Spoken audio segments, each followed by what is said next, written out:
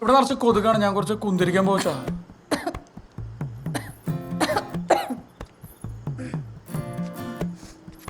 കൊതുക് ചാവാൻ മോസ്കിറ്റോ മാറ്റി വെച്ചാ പോരെ?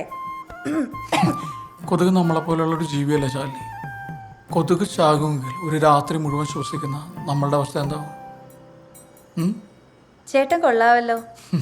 ഞാനിതുവരെ ഇങ്ങനെ ചിന്തിച്ചിട്ടേ ഇല്ല. അതാണ്, ഇനി മുതൽ നമുക്ക് ഒരുമിച്ച് ഇങ്ങനെ ചിന്തിച്ചു തുടങ്ങാം. എങ്ങനെയുണ്ട്?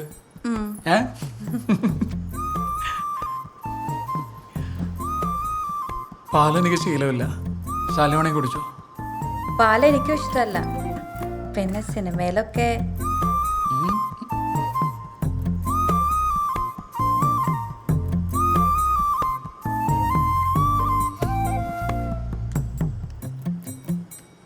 അമ്മ വാതിലൊന്നും അടക്കുവാട്ടോ. വേണ്ടടാ, അടയ്ക്കണ്ട. ഓ, ഇവന്റെ ഒരു കാര്യം.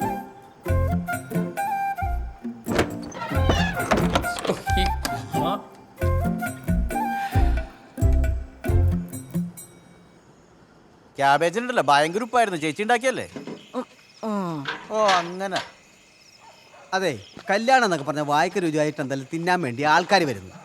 ഇത് ചുമ്മാ ഏതാണ്ടൊക്കെ വെട്ടിപ്പുഴുങ്ങി വെച്ചേക്കുവാ. എന്തുവായി? അത് പിന്നെ സോമൻ പറഞ്ഞ കണക്കല്ലേ എനിക്കുണ്ടാക്കി കൊടുക്കാൻ പറ്റുള്ളൂ. അതെ, സോമന്റെ കല്യാണമല്ലേ ഇത്? സോമന്റെ രീതിയിൽ നാടൻ ഭക്ഷണം ഉണ്ടാക്കി. ഇത് നാടനൊന്നുമല്ല, പിന്നെ ഒന്നാന്തരം പിശുക്ക്. ഒന്ന് പോടും. അവൻ പറയുന്ന മുറയ്ക്ക് ഉണ്ടാക്കി കൊടുത്തില്ലെങ്കിലേ 1.5 ദിവസം ഉപദേശിച്ച് കൊന്നുകളയും. നിനക്കറിയാലോ സോമന്. പിന്നെ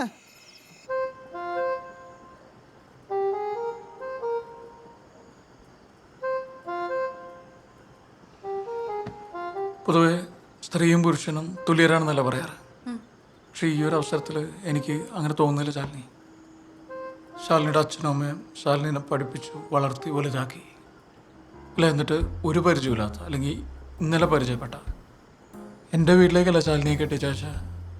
ഇതൊരു തരത്തിൽ ഒരു പറിച്ചു നടലല്ലേ? സമ്മതിക്കണം, ഇവിടെ ത്യാഗത്തിനെ സമ്മതിക്കണം. ഓ എന്തല്ലേ. അതുകൊണ്ട് തന്നെ ശാലിനിക്ക് എപ്പോൾ അച്ഛനമ്മനെ കാണണം തോന്നി കഴിഞ്ഞാൽ വീട്ടിൽ പോവാം. എത്ര ദിവസം വേണമെങ്കിലും നിൽക്കാം. എന്നോട് ഒരു വാക്കുകൂടി ചോദിക്കണ്ട. പറയുന്ന മനസ്സിലാവുന്നുണ്ടോ? ആ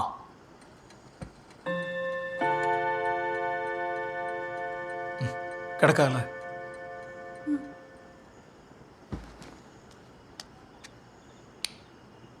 ശാലിനി,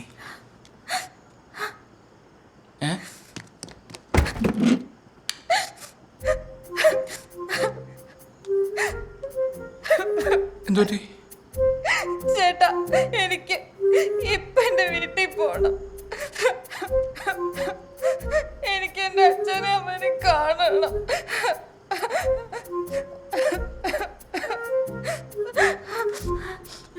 ശാലിനി,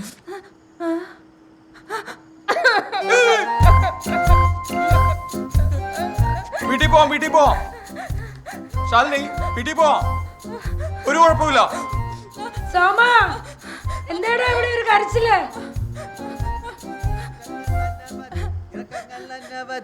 എന്നിട്ടും വായുന്നല്ലേ റെയില് വണ്ടി, കയറ്റങ്ങൾ അനവധി, ഇറക്കങ്ങൾ അനവധി, എന്നിട്ടും വായുന്നന്റെ റെയില് വണ്ടി.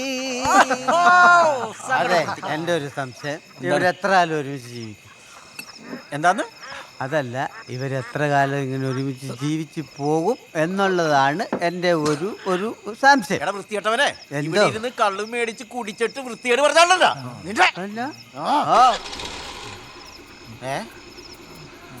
എന്റെ വണ്ടിയുടെ ശബ്ദമല്ലേ കേട്ടത്? നിങ്ങൾ കേട്ടില്ലേ? എടാ പോ, എടാ എന്റെ വണ്ടി കൊണ്ടുവന്നടാ.